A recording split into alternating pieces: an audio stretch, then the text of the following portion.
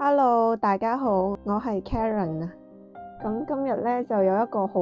新奇嘅體驗咧，就係我今朝早收到一個詐騙電話。咁就其實呢一個詐騙模式咧，我之前好似喺東張西望嗰度睇過噶啦。去到後面咧，先係知道原來佢就係講緊嗰一種嘅詐騙模式。跟住咧，醒醒目目地就喺佢話要做視頻通訊之前咧，我就已經收咗線啦。今日想同大家分享下呢樣嘢啦，就係因為我心入邊喺度諗，我係咪真係呢個禮拜冇嘢講，所以先至吸引翻少少話題過嚟，可以令到我有材料可以錄片俾大家聽咧。咁同大家講少少啦，就係關於嗰個人點樣詐騙我嘅一個模式啦。開頭啦，佢就會用一個電話號碼打過嚟。咁跟住我開頭非常之質疑佢係咪騙子㗎，跟住佢大大聲咁樣喺度話：你試下攞你依家嗰個顯示個電話去查下，去網上面查下，睇下係唔係派出所佢哋嗰個電話。咁我上網查之後咧，發現咦，真係派出所電話嚟㗎喎。當然啦，人哋做騙子嘅，其實佢哋有一啲嘅科技手段可以冚咗個電話號碼，令到大家以為真係嗰個派出所，即係顯示另外一個號碼俾你睇㗎啦。佢咧就話我喺今年咧就申請咗一張內地電話卡，而嗰張內地電話卡咧就打咗一啲資料同人哋講話可以代辦旅遊簽證同埋偷其他人嘅證件信息嘅。咁其實我聽到呢樣嘢咧，我聽到嗰個內容係咁嘅時候，我其實已經心入邊諗乜依家嗰啲人咁猖狂嘅咩？你就算係有呢個窿路去幫人哋偷人哋信息，你竟然喺個 message 嗰度直接打出嚟，我心入邊就有呢個疑惑。其實呢個疑惑係一路積落去，因為其實開頭我查到佢嗰個電話號碼係真係.gov.cn 嘅時候，我嗰個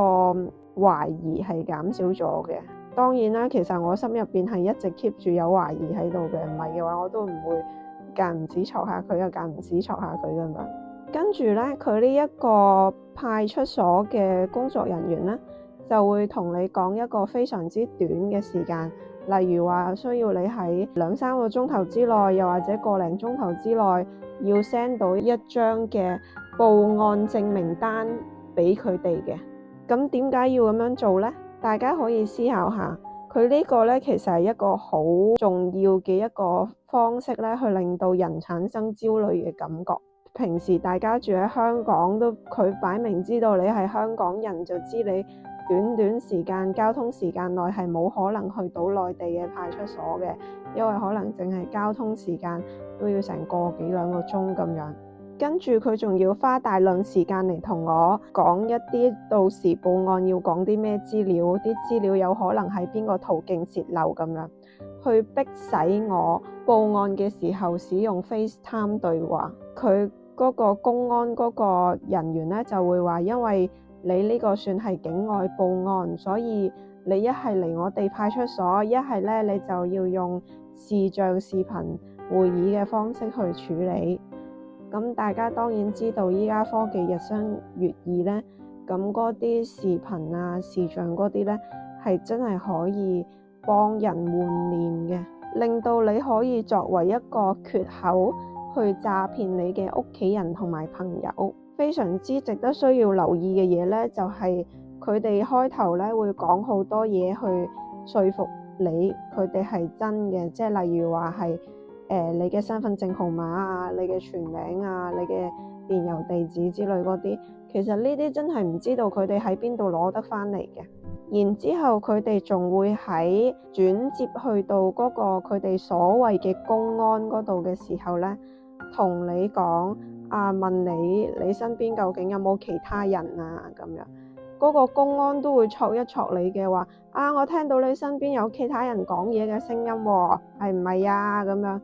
嗰個所謂嘅公安咧就非常之粗魯啊，冇禮貌咁樣大大聲嚇窒你嘅。其實我收到呢一個電話之後，我都有去警局嗰度匯報一下，就係預報一下咧，就話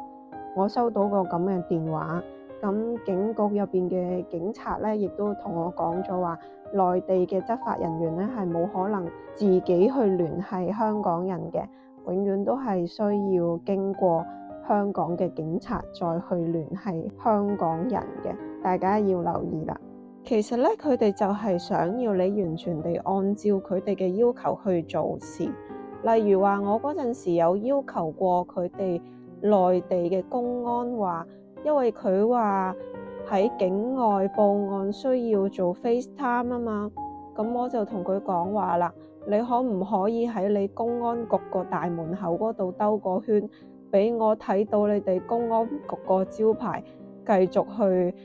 做呢個 FaceTime 咧？跟住咧，佢就會講嘅話咩？我哋依家係報緊公安，我哋依家係報緊案，唔係乜嘢兒戲嘅嘢啊！你依家喺度當係玩啊咁樣嚇窒我嘅。咁其實呢一步咧已經好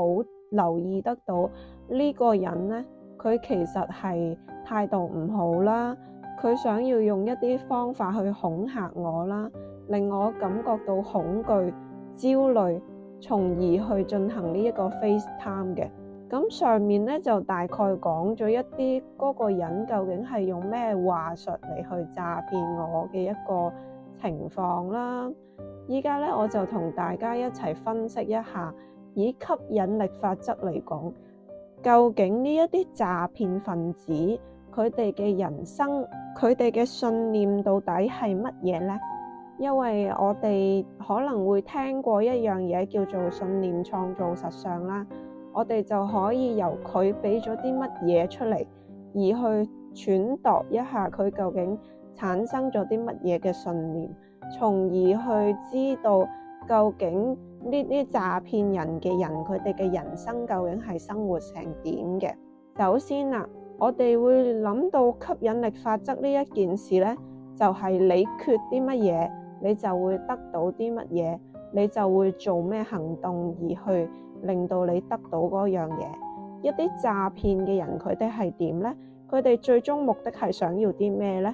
佢哋最終目的其實都係想要錢啫，唔係佢做乜要你個 FaceTime 攞嚟詐騙你啲朋友親戚啫。佢唔介意嗰個出 FaceTime 嗰個人究竟有冇錢，但係佢知道你啲朋友親戚應該有錢，總會有啲有錢咁樣，所以咧就會詐騙你進行視像，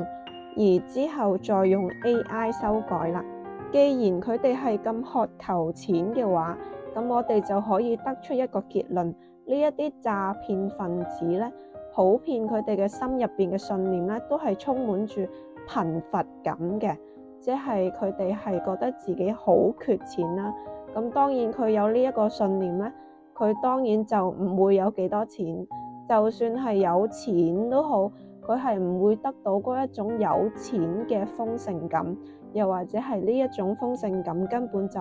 唔係好多。而當佢哋有錢嘅時候咧，會通過各種各樣嘅途徑咧，去令到佢哋呢一筆錢好快就冇晒嘅。可能包括係生病啦，可能包括係各種各樣嘅費用啦、消費啦，又或者甚至乎有一啲人咧係有賭癮同埋毒癮，好快咧佢哋啲錢就會冇晒噶啦。咁大家要特別留意一樣嘢咧，就係如果你個心入邊咧成日都會諗住自己冇錢，又或者係以不法手段去獲得別人嘅金錢呢一種諗法嘅人咧，大家要特別留意，你呢一個信念其實就係創造緊一種貧乏感，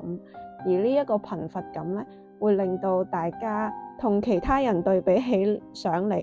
特別地唔好運嘅。即係例如話有啲人會去澳門玩兩手啦，跟住會發現呢一啲貧乏感重嘅人咧，